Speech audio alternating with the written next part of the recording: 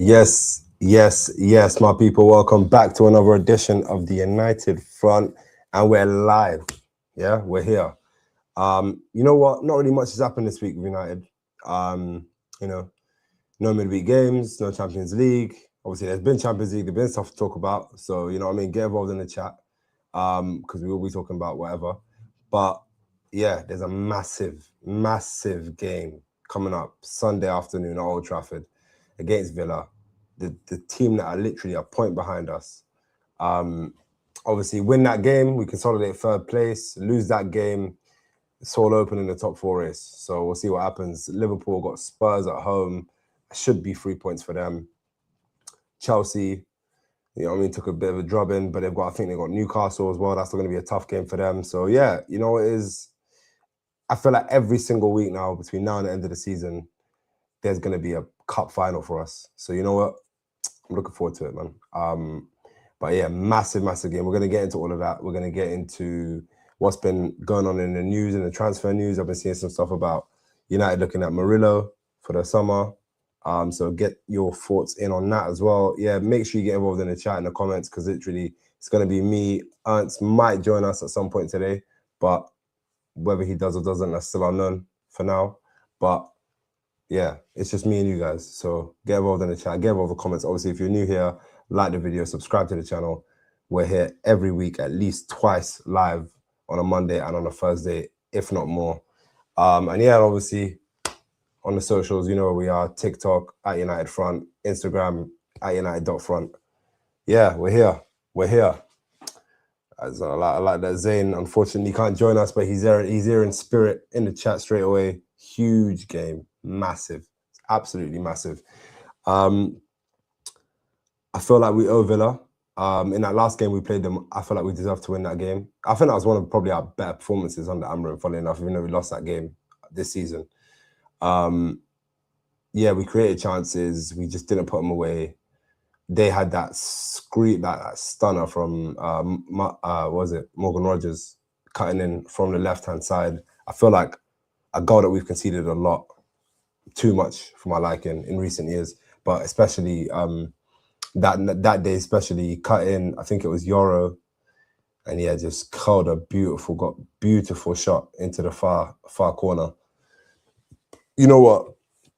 Other than that, and I think we ended up losing 2-1, I believe.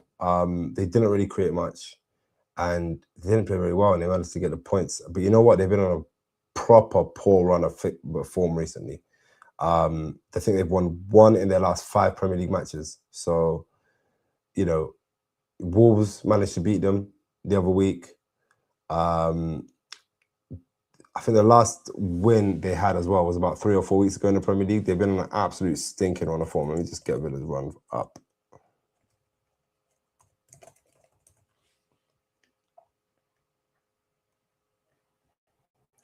They won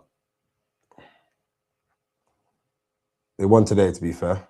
But that's another thing. They also played today. So that's midweek that they played, which is going to tie them out a little bit more in it, which is good.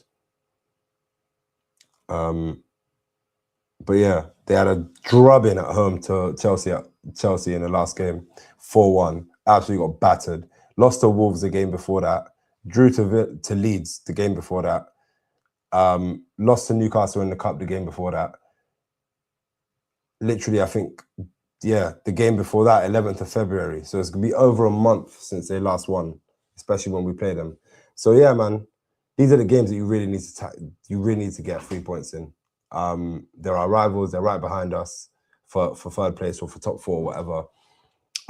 This is a 6-pointer if there ever is one, really. It's a big game. But they've also got some good players. If they turn up on any day, they could cause us issues. Morgan Rogers, I know Ollie Watkins had a bit of a quiet season, but he's a good player. He could turn up and score a goal against us. And I was saying this last week when we lost against Newcastle somebody, but I feel like people always save their best games for when they play against Man United or when they turn up to Old Trafford. I feel like they just, I don't know, they know it's on TV maybe, big, you know what I mean, whatever, big stage, they just turn up. They know people are watching. I don't know what it is, but either way, yeah, big game, massive game. And, you know, Unai Emery's a good manager as well. So it's another test for the boys, another test for Michael Carrick as well. It'll be interesting to see how he responds. And we'll get into what we can expect from us in a second. Just go through some of the comments. It's just Zayn. I love it. He goes, I like Mario. He's actually decent. I'll get into the Mario chat in a little bit as well, because I do like him too. I can agree with that. What's he saying? 2 stunners. Yeah, it was 2 stunners. It was pretty much the same goal. That's what I'm saying. I feel like we concede that goal so often. So it wouldn't surprise me if we conceded that goal twice on that day. Don't mind me, by the way. My trim is looking absolutely dreadful. It's been Ramadan, been fasting. Trim's looking dry, so forgive me for that. They're playing tonight, and they just won. They just beat Leo tonight, 1-0, Zayn. So yeah. Like I said, guys, get involved in the chat as well. Help Zayn out in the comments a little bit. And get involved with the live chats. Like I said, I'm here. I'm open for discussion, man. Whatever we want to talk about. We want to talk about my dead trim. We could talk about that too. Jesus. But yeah. They did beat Leo. But yeah. It'll be interesting to see how we play as well. I can't lie. Michael Carrick has obviously had some unbelievable results since he's been in charge. But the performances, especially in the past 2 or 3 games, have really started to slow down.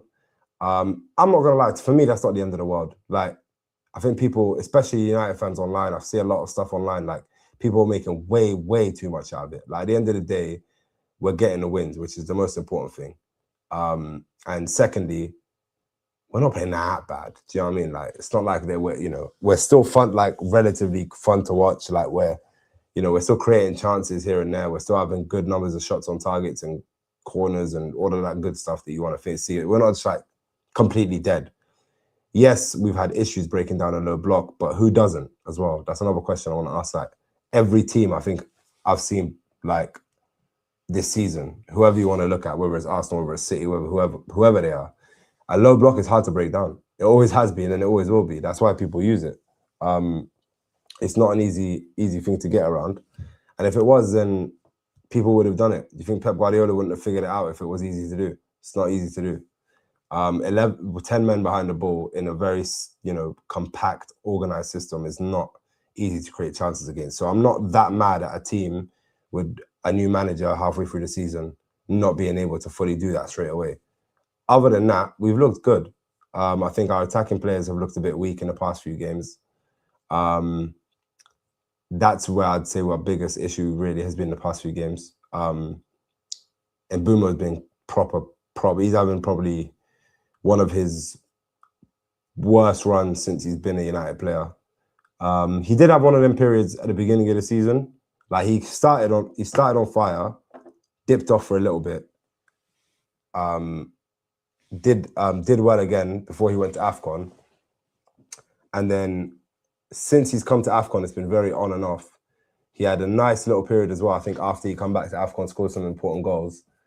And I think he just tailed off really since then. So it's been a good month and a half now, maybe, that he's just been a bit poor. But you know what? Again, he's already contributed quite a lot. I think about 12 GA this season in the Premier League, 9 goals, 3 assists, which is, for your first season, if he gets another 1 or 2 goals, I'll be very happy with that. Like, I don't want any more than that. That's fantastic. 15 GA in the Premier League for his first season in a new team. And also considering our manager's been sacked halfway through the season, I think that's a good return, if I'm honest. So, yeah, I think Ahmad's been a bit poor, but again, I think when he came on last game, he looked pretty good. In that last little, maybe 10, 15-minute little cameo he did, that was decent. I think Ahmad's probably our best winger. I don't know, you can disagree with me if you want, but I think he is out and out our best winger. I think Mbeumo is having this conversation as well with somebody, or my brother, I think. But I feel like Mbeumo isn't really a winger. Like, he's not really a striker either, though, saying that. He's a bit more of like a, what do you call it? Like a forward / he's just a forward. Like a Salah, not Salah, but like he's like a cheap man Salah, like nowhere near as good. So I'm not comparing him before anyone tries to, you know what I mean, move mad. But I feel like he's a poor man Salah in the sense of he's a very effective forward. He gets into very effective positions and executes generally the right decisions in those positions, which is why he ends up getting a certain number of goals and assists per season. He's a good player, very good player, a very intelligent player as well. But he's not having a great run of form right now. He also thrives running in behind, getting the ball with space to run into. And I don't think we've had as much as that, especially in the past couple of games.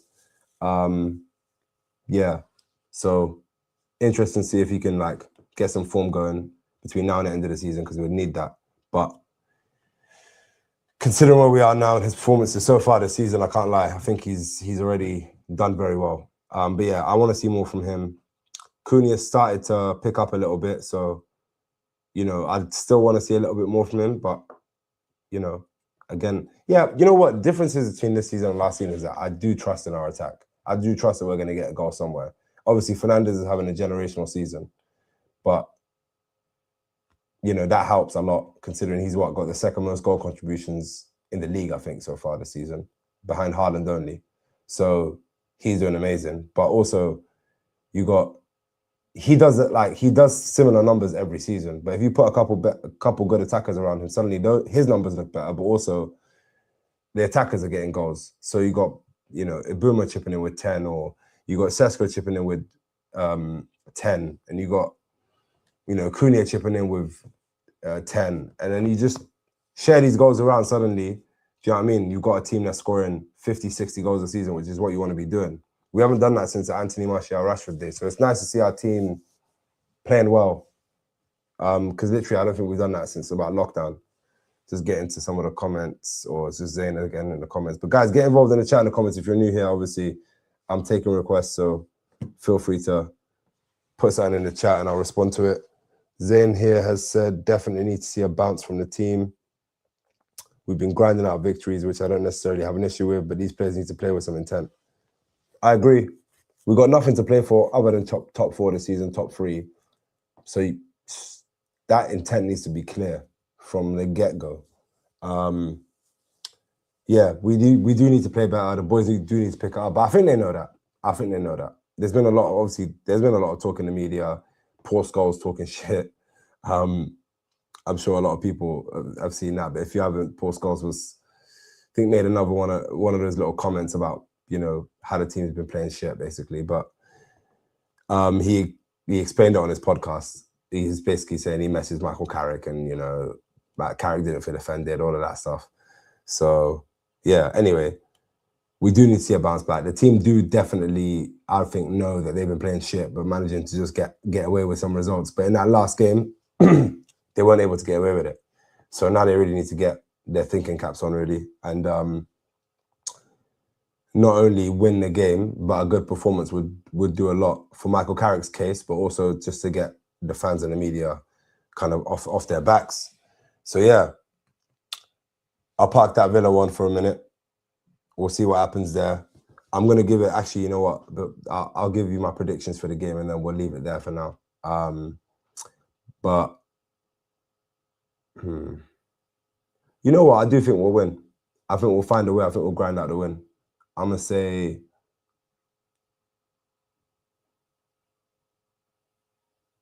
3-1. I think United will get a couple goals. I don't think Villa have been very good recently. I feel like United will exploit what they haven't been good at. And I can see us getting a few goals. Yeah, I'm gonna give it 3-1 at home. The fans will be up for it. Like I said, we don't really have too much to play for as well. And after this game, I think we got a fat little break as well, football. Or either after this game or the game after or whatever. But yeah, we ain't got much going for us for the next month. So we need to win this game. I'm gonna give us a 3-1 victory. Send us off into whatever international break or whatever happens. Third. Right, I'm just going to move on and talk a little bit about this Murillo story then. So you had Man United being linked with Murillo, but it's from the I paper. I believe it's come from. Look, I'm not, too believing of it. I'm not jumping at the page thinking, yeah, that's it, we've got him. Apparently, the Brazil defender 23 is one of several defenders on Man United's shortlist of potential summer signings. So he's on a short list of potential summer signings. Like, this is a very, very weak link. And the eye paper, I don't even know who works for them, to be honest. So I'm not going to sit here and be like, tell you it's breaking news, it's done. But he's a good player. I've really enjoyed watching him in the past couple of years. Obviously, he's been at Forest. He's going somewhere. He's going to go to one of these top clubs in the next year or two. He's only 23 as well, and he's shown he's a good Premier League defender. So that's worth quite a lot already, just from what he's already done. Teams at Forest as well, they're on the back foot quite a lot. They're defending quite a lot. So you do see him defending and what he's like, box defending especially. And he's good. He's quick. He's great in the air as well. He's a threat in the air. Scores a couple goals here and there. Good in opposition boxes. And we're going to probably need another centre-back, a younger centre-back that can probably come in, but not too young. We've got the Euros and the Aiden Heavens. But Harry Maguire's also on the other end of the spectrum. He's maybe getting a bit too old. He's probably going to get a 1 year, maybe extension now. But like, he ain't got too much left. He's getting injured a lot more often. You need someone, I think, in that mold that's going to come in and basically either challenge De Ligt or replace De Ligt, depending on De Ligt's fitness and whatever. So I think that would be a good signing, because on the other side, you've got the Lisandro Martinez, more like ball-playing defender. He's a baller, to be fair. We really need to... Like, that's one thing we've missed so much. I hope he's going to be back for the Villa game. I don't know what's going on. They said he was going to be out for a week, but now we've been playing for, I feel like, a good 2 or 3 without him. So we need Lisandro Martinez back. That's one thing that this team really suffers from, is progressing the ball from defense into midfield. And when he's not playing, we've really missed that. And I feel like that's in build-up, we've missed him a lot. Defensively, Yoro, I think he was at fault for the corner that we conceded against Palace. I don't think he's been amazing. I don't think he's been awful though either. He's been, I don't think we've conceded too many goals because Yoro's been playing. So defensively, I don't think we missed Lisandro as much as we have going forward. Funnily enough.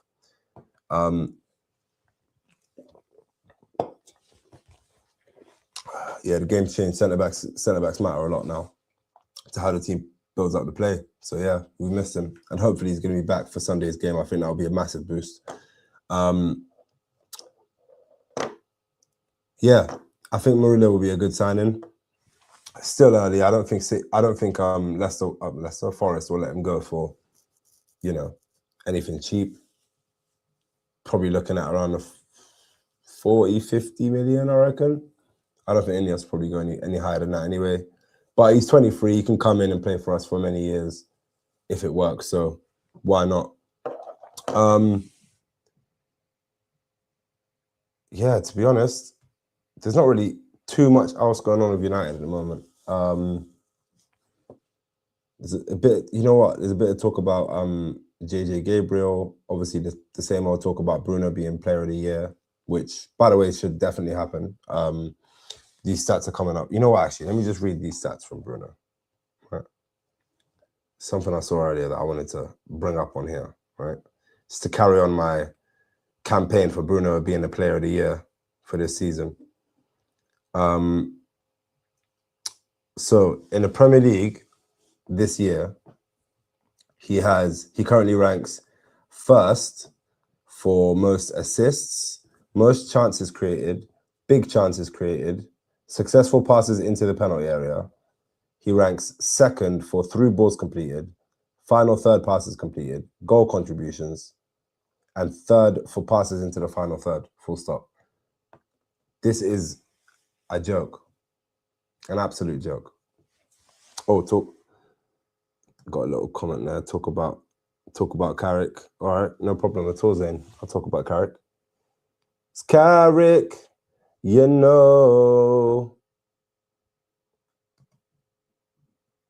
If we don't get top 4, where do you fall on Carrick?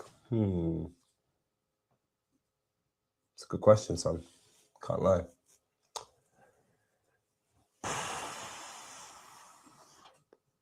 That's a real good question. I guess it changes things for sure. I think if we get top 4, it's hard to look past him if we get top 4, right? If we don't get top 4, I think a lot of people in the fan base will want us to go out there and get a quote unquote, long-term manager that, is a more proven manager. But I don't know, I think if we get what if we get 5th and still make Champions Leagues then? Genuine question. Because if we get 5th and still make Champions League, I don't care. I can't lie. I'd say he deserves it still. The thing is about Carrick right now, as well, that a lot of people I think underestimate as fans, is that he's literally been there. Not forget about just player-wise, right? But let's include that too. If you want to include the player-wise, he's been there pretty much for the best part of what? 20 years now? Since 06. We signed him in 06. He played all the way through the second golden Fergie era in which we won everything. Champions League, all of that, blah, blah. Played with Ronaldo, Rooney, all of them lot. Scholes. He played with all of them. And then on top of that, he was there when Fergie retired. He played that whole season under Moyes. He played under Van Gaal. So he started seeing the decline, the downfall. He got all the way through to Mourinho, So when we started going up a little bit again, got second, won the Europa League, he retired. He was there in that Europa League final. I think he even lifted the trophy, right? He retired after that season. And then a season afterwards, or that same season afterwards, Mourinho got sacked and Oli came in as manager. Who comes in as assistant coach?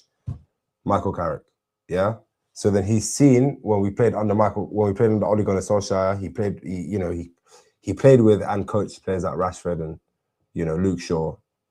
Dallo, actually, as well. He actually played with and coached these lot. So he,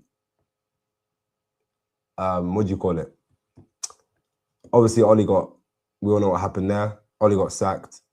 Him and Kieran McKenna both went into the championship. Kieran McKenna, obviously, earlier did his thing with Ipswich. Michael Carrick didn't. He did his thing in Middlesbrough. You could say it was probably neutral. He started off well. It ended relatively badly. Kind of, I don't know, maybe no harm, no foul, right? I don't know how much you can learn from that. But now he's back at United. The only period he hasn't been at United in the past 20 years is that little period under Amorim. So maybe he is the one that, the experience and knowledge that he has is surely that's invaluable. He saw where we were at the top, where we've fallen from. In terms of when one says, under Fergie we did this, under Fergie we did that. He actually was in them dressing rooms. He could tell you exactly what happened and why Man United was Man United. That feeling that we've lost as fans, he knows that. He knows what we're missing. And that's why I feel like it's felt so wholesome suddenly at United. I feel like I do have my little, kind of I got my club back. Do you know what I mean? A little bit. So he, like I said, he knew where it was at the top.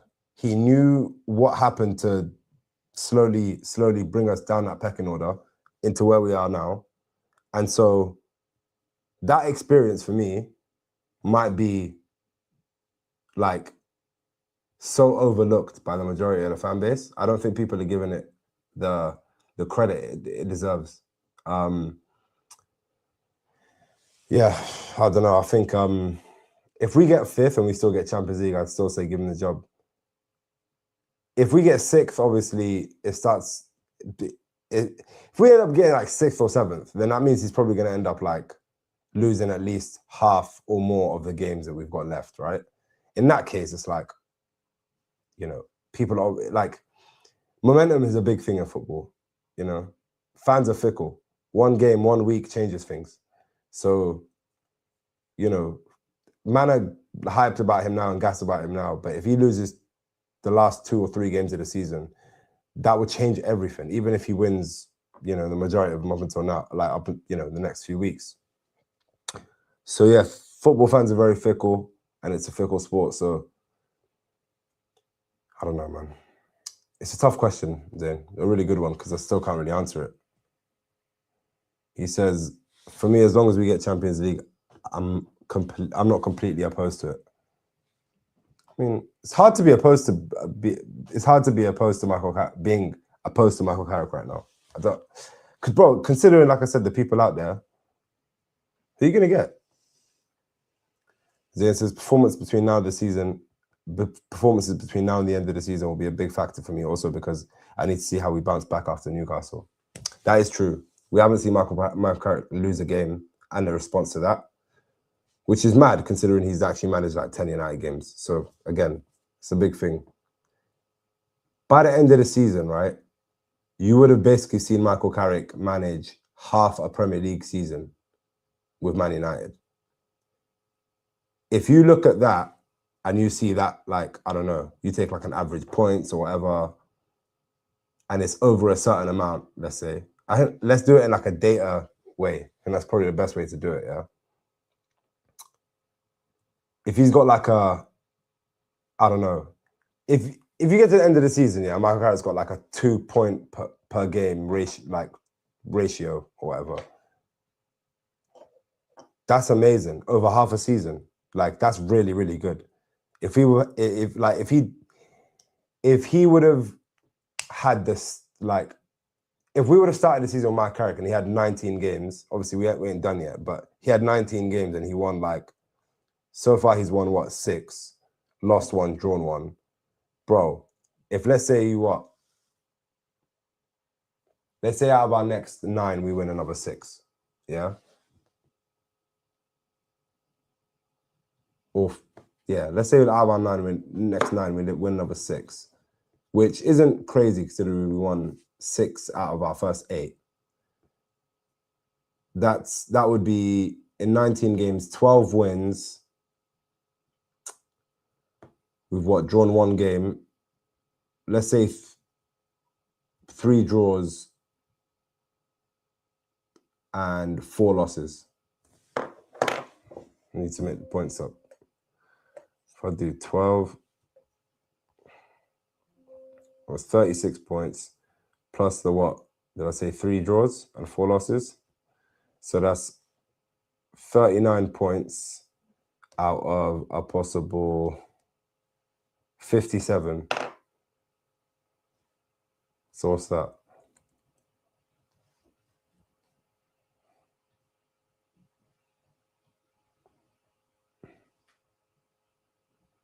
That's, yeah, bro, yeah. That's around about 2 points per game. Like, I think,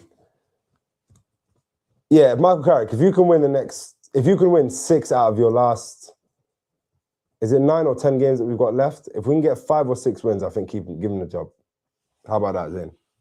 If that doesn't get us top 4, that should get us top 4, because we've also got to play Liverpool, we're playing Villa tomorrow, and we've got to play Chelsea. And that's a team that that's the 3 teams that are literally, we're third, that's 4th, 5th, and 6th that we have to play between now and the end of the season. If we can beat those teams, or at least not lose to those teams, and win 4 or 5 games, we should get at least 4th, if not 3rd.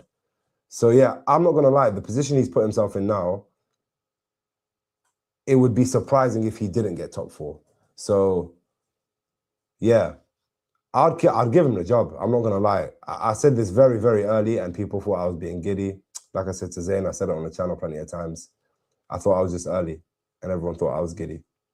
But here we are. And like I said, it's hard to be. It's again I feel like it is getting harder and harder the more we get towards the end of the season, and the fact that we're 3rd. Nobody saw that beginning of the season. Nobody. Not the most optimistic Man United fan, which is me, by the way. And I saw what, 4th, 5th, maybe.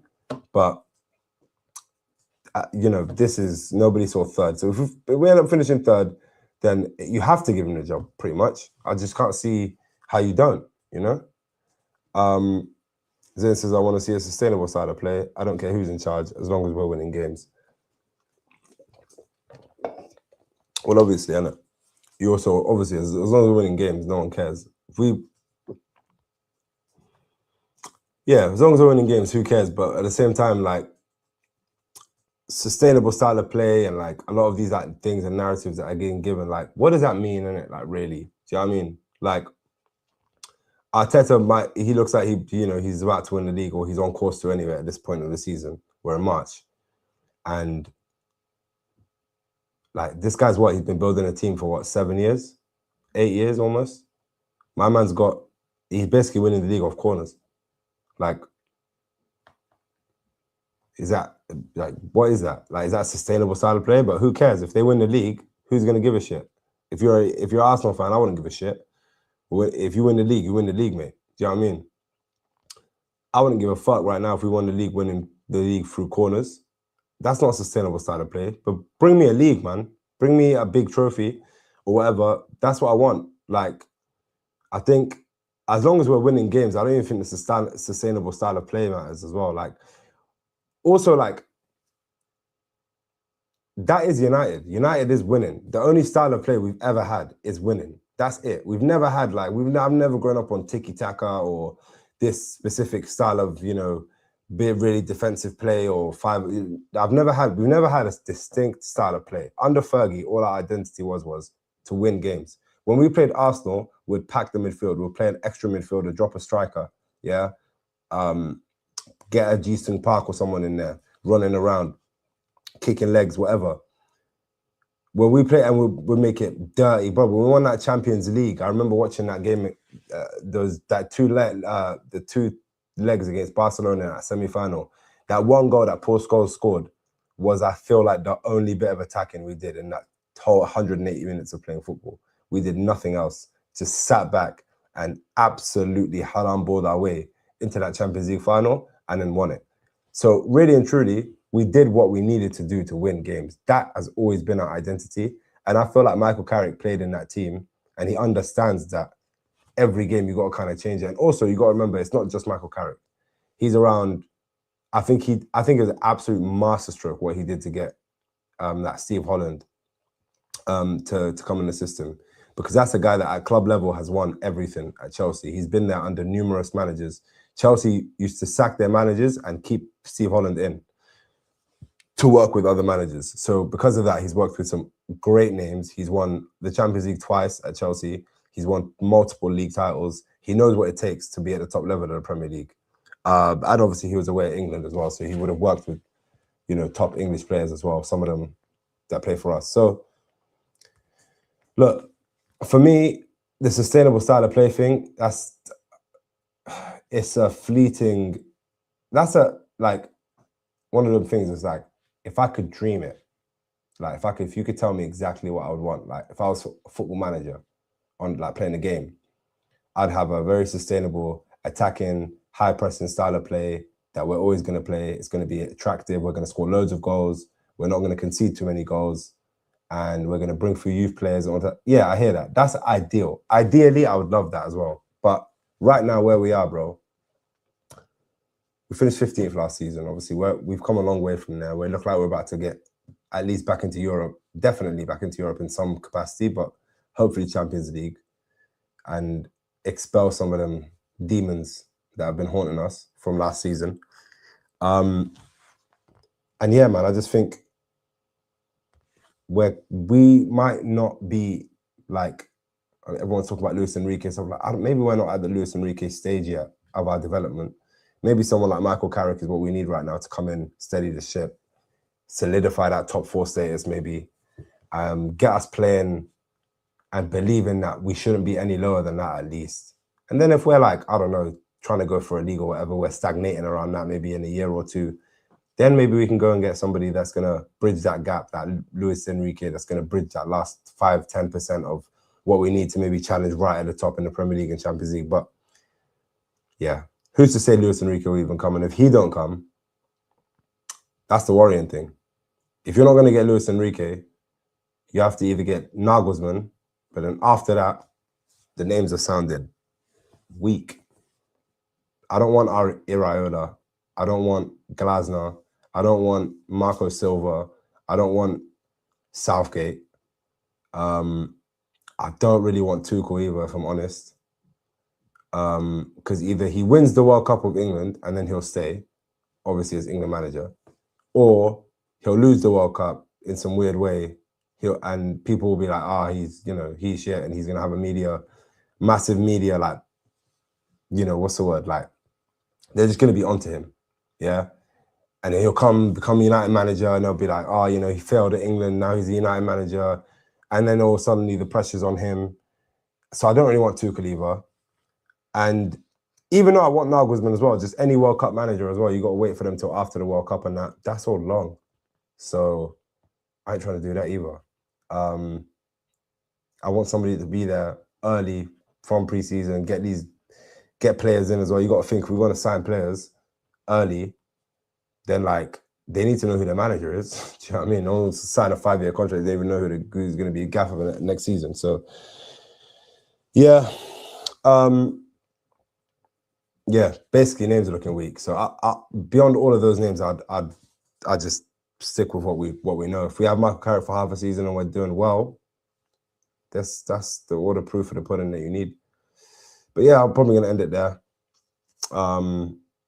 Thank you all for joining us. We'll be back potentially for a watch along on Sunday, not sure yet. But if not, then we're gonna be back definitely on Monday with a review and a podcast with the boys. It will, be a bit more populated in the live stream. But thank you for joining anyway. Thank you for watching. Like I said, if you're new here, like the video, subscribe to the channel, and I will be back on Monday for sure. See you then. Peace and love.